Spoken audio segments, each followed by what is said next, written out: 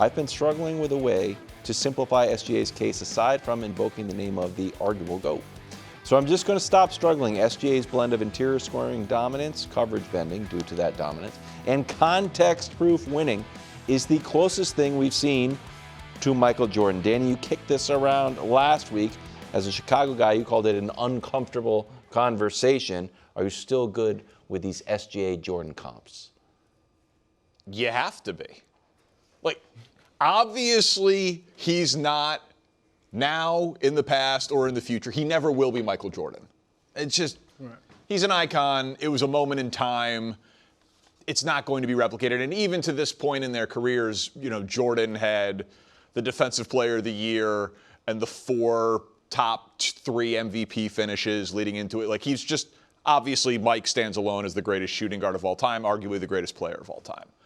But yeah, last Thursday when I was talking about what would happen if he wins the MVP and then the Finals MVP, and there was only 6 guys in NBA history with multiple of each, it's going to just lead to us having these types of conversations. I thought you guys had a great one about it earlier, and I showed you guys this graphic last week because he can do it back-to-back. Like, if he does it back-to-back and it's Jordan, LeBron, and Shai, he's going to jump a lot of guys who matter. And Nick, despite you maybe being mad at me for the shot that I took at you off the air, maybe this is a great mind situation because I was looking at Jordan's first 2 title seasons also and just kind of did further stats on it. It is remarkably similar for Shai being a year younger than Mike at this time, but both of their 7th and 8th seasons in the league, Shai's age 26 and 27 seasons, Jordan's age 27 and 28 season, how strikingly similar they are, and obviously the 2 MVPs is assuming the vote goes through.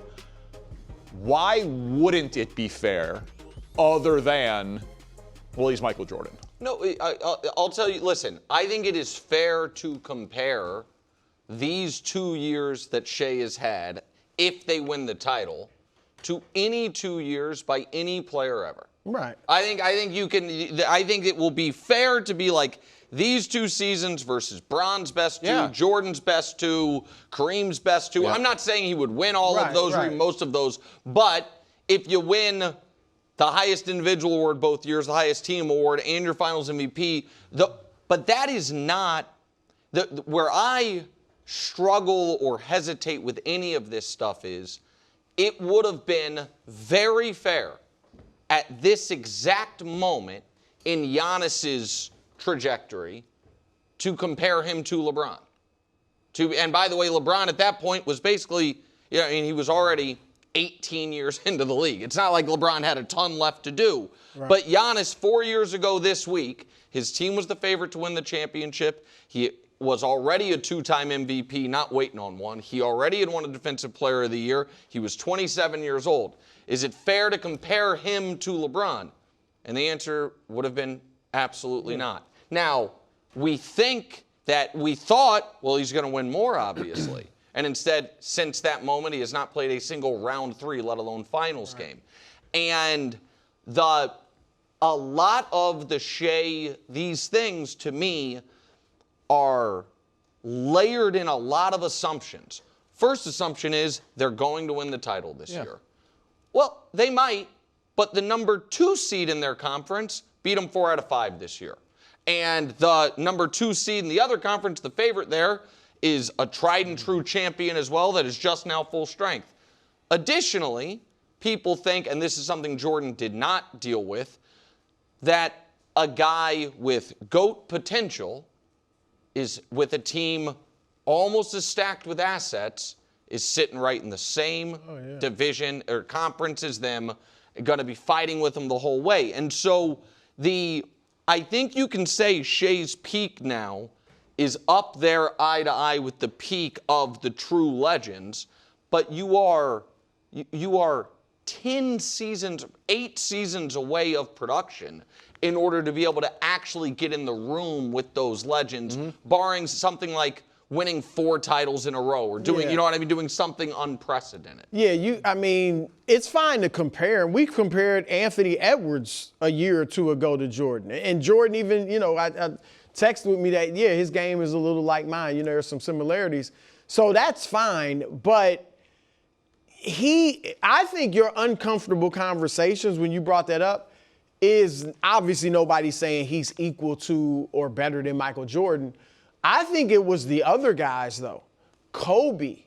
Dwayne Wade. I mean, I don't even put him with Steph.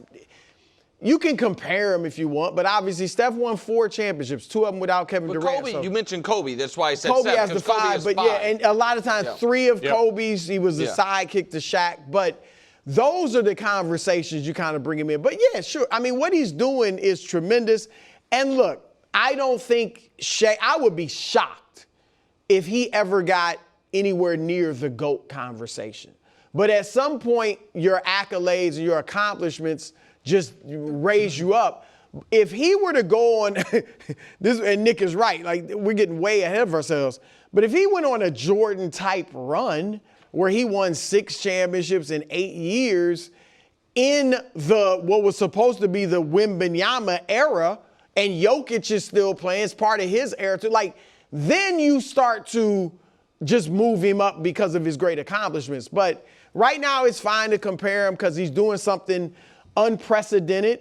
But, yeah, I mean, he's playing phenomenal basketball. I also think it's layered with, and yes, this is a projection, no doubt. He is set up because of the Thunder, because of their draft picks, because of his teammates, because of the executive who runs the team, because of his age. He should play winning playoff basketball for a long time. And I know you say we have done that for other people. I do think, and you can disagree, but just given the youth of the core and how talented they are and how many draft assets they have, I do think they are uniquely set up to win a lot of basketball games. No, well, for it's not about a lot of basketball games. It's about a lot of championships. Yeah, and I well, think, yeah, and I mean, when you look, like I said, I honestly believe now they could win it this year, but the only team I think is capable of a dynastic run would be the Spurs right now. I mean, if they win, if he wins it this year, that's 2 straight. I don't see him winning 3 straight. And I think that it's going to be a Wembanyama era, not a Shai Gilgeous-Alexander. I also think that it's just a bummer and bad luck for those 2 guys. If those are going to be the defining teams, and I'm not sure I even agree with that they're in the same conference. That just makes it that much harder. It's like San Antonio and the Kobe Shaq Lakers. Exactly, and that makes it so much harder. So here's why I think how great they're set up is almost always overstated for these teams. Because we don't know ownership's appetite for spending the requisite money of having all these awesome players.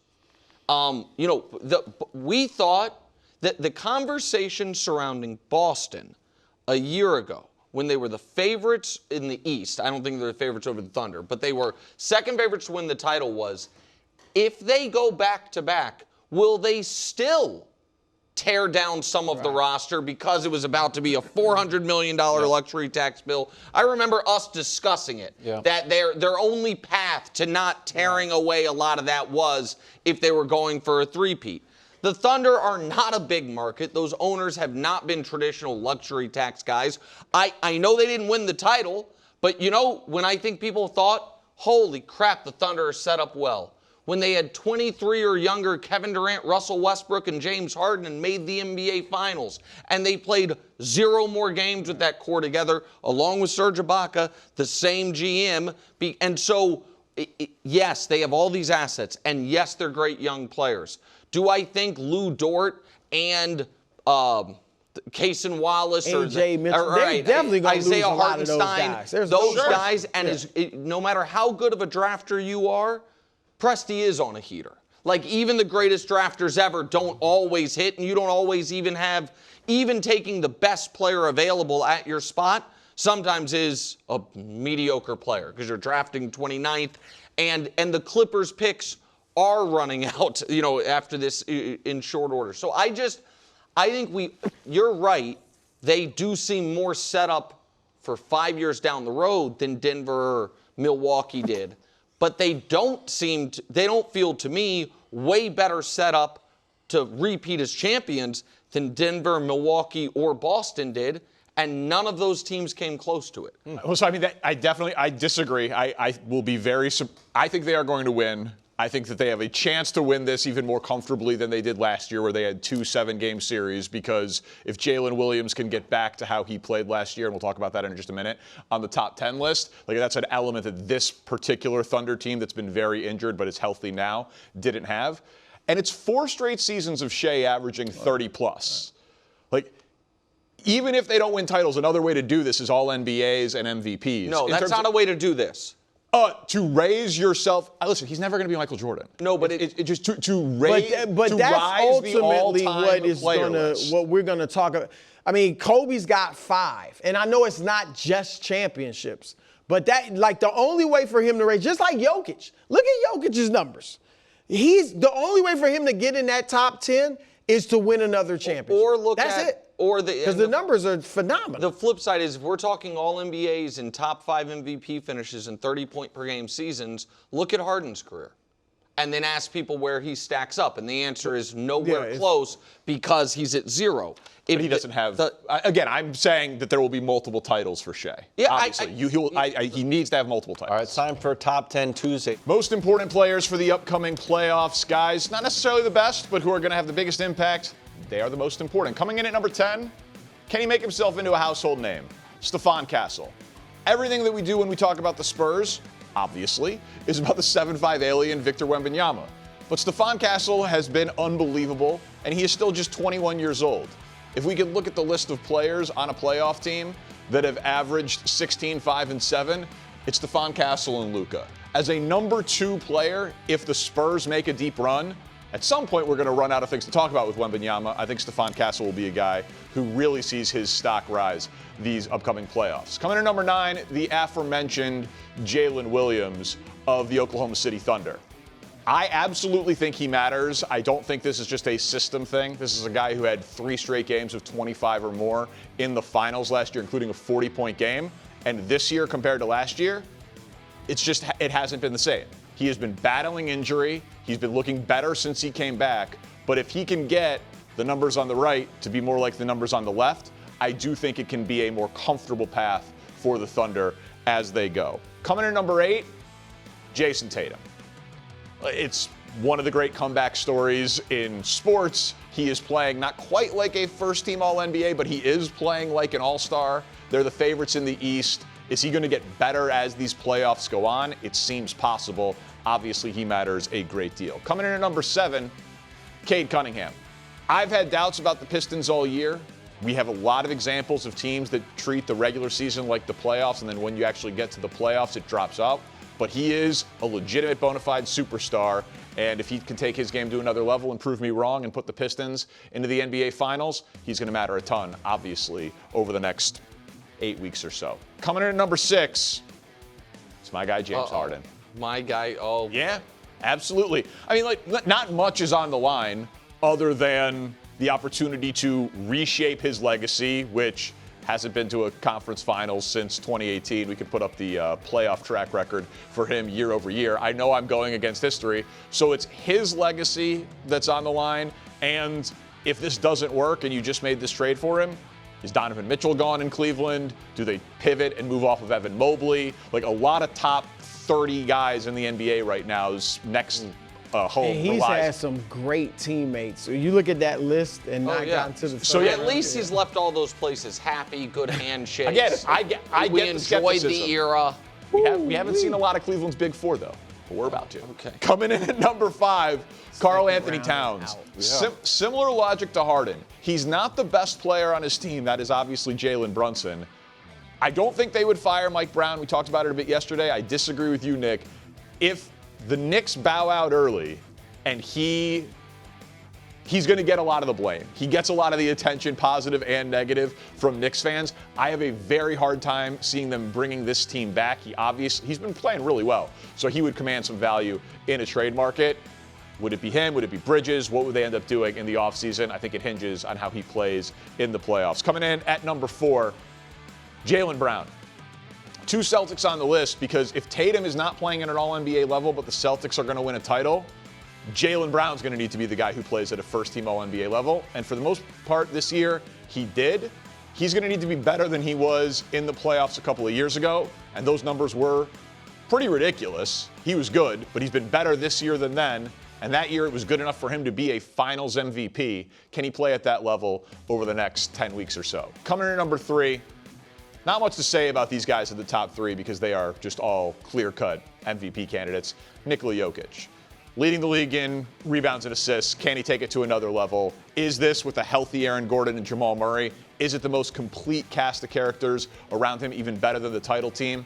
I think there's an argument for it, but obviously as Joker goes, so goes the Nuggets. He will have to face off with number 2, Victor Wembanyama, trying to become just an anomaly in NBA history, at least in the last 40 years. First trip to the playoffs, be the best player, take your team all the way to a title. And then, yes, at number 1, best player on the best team, and I will be shocked if they don't win the title. So I think Shai is going to win his back-to-back MVP and back-to-back finals MVP, and he's the most important player in these playoffs. I'm going to jump in. This is very interesting. This is very interesting, and I got to say, your top 8 is pretty solid. I like it. The Harden thing, I take a little issue with, but I get it. I understand the logic behind it. Thank you. I don't believe Jalen Williams is the second most important player on his own team in these playoffs. I think that's Chet, and I think one of the underrated stories of this Spurs-Thunder current and maybe future rivalry is that Wemby just decided, I hate this guy. That is a fun rivalry. I don't even know that Chet did anything. Yeah. And so maybe it's Wemby's love of literature. I don't know, but I know he doesn't like him. So this is a little hipster of me, but I'm going to go ahead and say I'm going to take off Jalen Williams and go with a slightly under-discussed player on a huge underdog. I think LeBron James is a little important in these playoffs. Get out of here. I think he's going to play 4 games. Okay, maybe. I mean, maybe. Maybe he might plays play 4. 5. Maybe, or maybe he plays 5 games. 2 of them are exceptional. They're down 3-2 and Luka comes back. Or maybe a Rockets team that has been terrible in the clutch this year and a Lakers team that's been great, they just find a way, the Rockets do, to give them games. Maybe the fact that Ime Udoka at one point during LeBron's playing career and Udoka's coaching career, I think wanted to fight LeBron during a game, gets LeBron's attention. While he was coaching. That's what I'm saying. That's what I'm saying. Definitely It's a bold strategy. He would have lost. And also as far as impact, if LeBron does pull off the massive upset, what that means for the Rockets, what that means for another all-time great player in Kevin Durant, and how we view him as far as it's not best and it's not most likely, but as far as important, there is no one in these playoffs who has a bigger responsibility for their team to have a chance to win a single game than LeBron James, as the Lakers are presently constituted. And so I think he should be on the list. I just think he'll be watching by men. I agree with Nick about Chet over Jalen. I think this list clearly is about championships, so I wouldn't have LeBron on it. This is a list of guys who I think are going to be playing multiple rounds. Yeah. I think, though, you missed Aaron Gordon. Aaron Gordon is essential for Denver. Denver has a legit chance to win the championship with Aaron Gordon. Without him, and that hammy's, been an issue for him all season, not to mention last season in the playoffs. And so he has to stay healthy and play well. He's become like an exceptional three-point shooter. And obviously with him, they are a very good team defensively, or pretty good. Without him, they fall off the map defensively. So I would put him instead of Jalen Williams.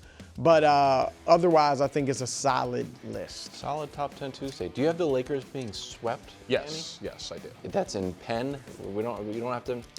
Wow. It's in Penn. Yeah, guys, all of a sudden a big Rockets guy. Swept. Huge believer. No, I'm a big, if 2 of your 3 best players are not playing basketball, you're probably going to lose. Luka's coming back from Spain on Friday. No, I saw that news story. And there's plenty going on in Spain. So Top he should be back. Bro, are 100%. you conspiratorial or are you I'm just saying. jealous It's not of Spanish jealous of medicine? what? No. No, I'm just saying, like, saying.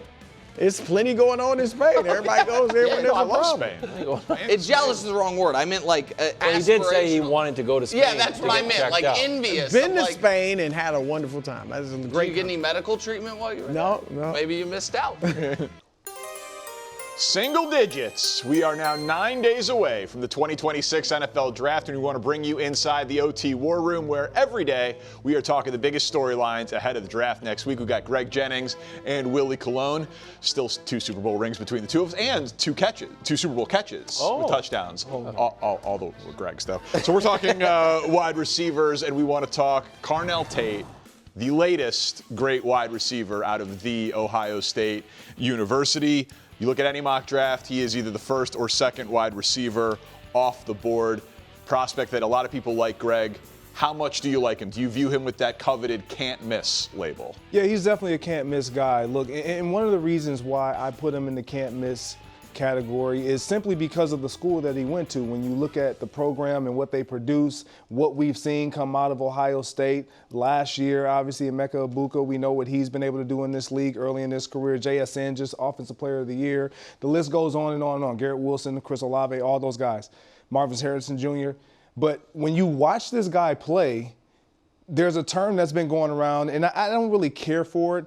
They've been saying quarterback friendly. But he's really one of those guys that just understands how to play the receiver position, knows how to get open, understands what's needed every single down. And when you have a guy that you can plug and play, JSN was that way in Seattle. He needed to have a coordinator that unlocked him. We saw Emeka Egbuka immediately become that guy in Tampa. And this young man right here, Carnell Tate, is going to be that same type of guy with the level of production. One of the things I would say that I love about him, just like Emeka Egbuka, was they weren't the primary guy.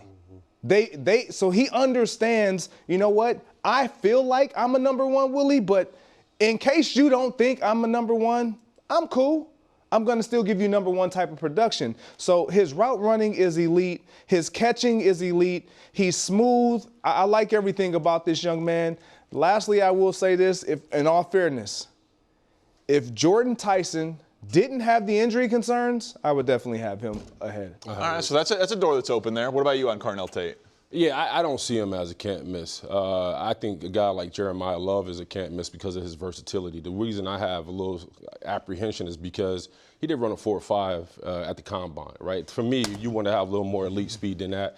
I would say you talk about him on the other side of Jeremiah Smith. People want to question that production because Jeremiah Smith, demanded so much attention. But I do agree he's a safe pick. I think he's polished. I think he's a shorthand catcher, great body control, can pretty much run any route in the route tree. I'll give you that. But can't miss. I don't think he falls in that category. All right, can't miss that exclusive group that you're going to reserve it for. That's a generational type talent. Okay, so Greg, we have fun with comps here. Mm-hmm. Can you give us a comp then for Carnell Tate? Yeah, so I've been going back and forth about this comp, and I got 2 guys, really, that when I watch them on tape, I kind of get a picture of what he does and how he runs his routes. That's Devontae Smith and Jordan Addison. Like when I watch those guys run, and you can see a couple of the routes that they've run that are similar, the skill set is there, the route discipline is there, the detail to your craft is there, and the fluidity when you talk about a guy like Devontae Smith, very fluid, goes up and attacks the ball, survives the fall when he does high point the ball, more often than not. I love making that type of comparison. I don't necessarily see them, they're not the same size guy, but the way they play the game, the ability to understand what's being asked of them, very similar in that regard. So Jordan Addison's obviously worked opposite Justin Jefferson. Devontae Smith has had A.J. Brown. Yeah. You mentioned Jeremiah Smith. Like, if a team is going to be using a high pick on this guy, though, like, the hope will be that they can be a number one. You view him as a talent that can be a number one wide receiver. I think he has the ability to fill that role. Do I believe that he's just a clear-cut number one guy coming out of the gate? Probably not right away. Do I believe he has the skill set to be that? I do. But sometimes when you come in as a rookie, there's a lot that you need to yet still learn. And pending on the situation, how he's being used, where you're lining him up, of course, he can definitely get it done. Okay, so now that's obviously high praise. You like him, maybe not as much as Greg. Right. But if he is that type of guy, the value of the wide receiver position, he's probably going to have his name called inside that top 10, at least for this purpose of this exercise. We put the teams up there on the board, Willie. It's not going to the Raiders because they're taking Mendoza. Right. So 2 through 10. If you had to pick one and say this quarterback should be demanding that the GM hands in the draft card with Carnell Tate's name on it, who would you say? Yeah, I'm going with the Saints and Tyler Shuck. If you have an opportunity to get this, because for me, he's not a duplicate of Chris Olave. He's more of a complement. And I think his ability to not only run the deep route, but he's a really good intermediate route runner. He's also effective in the red zone. You can throw those back shoulder fades to him. But I also think he's one of those pieces, that kid really one of those chess pieces that can really fill out your master plan. You talk about where the Saints are right now. They have Travis Etienne. You signed Noah Fant. They got a left guard, which they definitely they needed in David Edwards. And now you're talking about timing, right? So you got Shuck in year 2. You get him in year 1. By year 3 or 4, they're going to be on the same level. Now you got all these pieces working at the same time. Now you can seriously start talking about, man, we have a chance to go get this thing because we have a young quarterback. We got a really good receiving core with an offensive line and a run game. Now they got to show us some pieces on defensively. But I like him being a compliment to Chris Olave. So I'll piggyback on that. I like that because of Kellen Moore being your play caller as well and being able to interchange Olave and obviously Tate if you were to go that route. I just feel like the Saints have too many needs, specifically on the defense side of the ball, that they'll expend one of their early draft pick on that side of the ball. For me, I mean, New York, the Giants.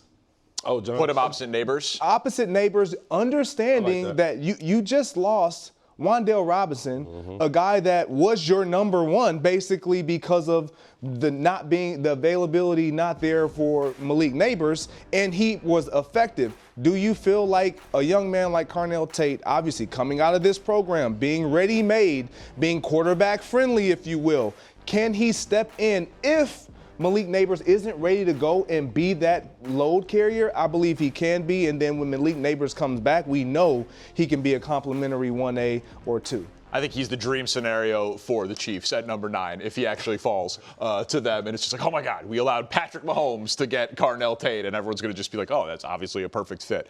I want to circle back, though, because you mentioned the Ohio State wide receivers, and it is wide receiver U right now. This run is ridiculous, right? You have offensive player of the year. You have top 5 picks. You have guys who have balled out in the Super Bowl. You've got deep threats. Those are all obviously not the same wide receiver. But something that I wonder if teams fall into the trap of saying, he's definitely going to be like those guys. Because Penn State was like linebacker U, or there was a time where it was like, well, the next quarterback out of USC. There was a time when it was like, well, Big 12 quarterbacks can't be good. And then a guy named Patrick Mahomes came along. Like, some Ohio State wide receiver at some point will not be great. Yeah. I'm wondering if there's maybe like, do we ever overrate a guy like Carnell Tate because Chris Olave and JSN and Garrett Wilson and on down line, they were all good? Well, yeah, I think that there's a chance for that to happen. You talk about his speed. I don't care about the speed when I see he creates separation and he understands how to get open. The reason why I don't feel like this is going to be the case with him, when you put that list of guys up, and we can show you the list again, hopefully. Yeah, it's a fun list. But the one that stands out to me that hasn't done anything yet, at least, is Marvin Harrison Jr. Who was the highest pick. Exactly. And so, like, I just believe when you look at Carnell Tate and you truly watch the film, can he go out there right now and be inserted in an offense and give you immediate production? Yes, this is why you trust picking him. Ability, talent, Jordan Tyson absolutely has more of that. KC Concepcion, one of the guys that I absolutely am in love with, has more ability and talent. However, you trust what he's going to be able to provide you because of the pedigree that he's coming from in the program that he's following all those other guys who's done it. Yeah, I trust the skill set, not the school. I've never been a guy I fall in love with the school because we've seen DBs come out of LSU. That's supposed to be DBU. We've seen the offensive line come out of Boston College. Some of these, it depends on what you put on tape. Your tape is your resume. To Greg's point, what he's shown thus far is that he's a polished receiver who can be effective right away. And what you want out of a young guy like this is You want his impact not to be shown just on the field, but how he conducts himself off the field. And by all reports, he is a high character guy, straight out of Chicago. The players love being around him. So I think right now, scheme and fit matters. And I also think right now, if you're Ohio State, if he has to be another one, you just put him up in the Hall of Fame and keep it moving.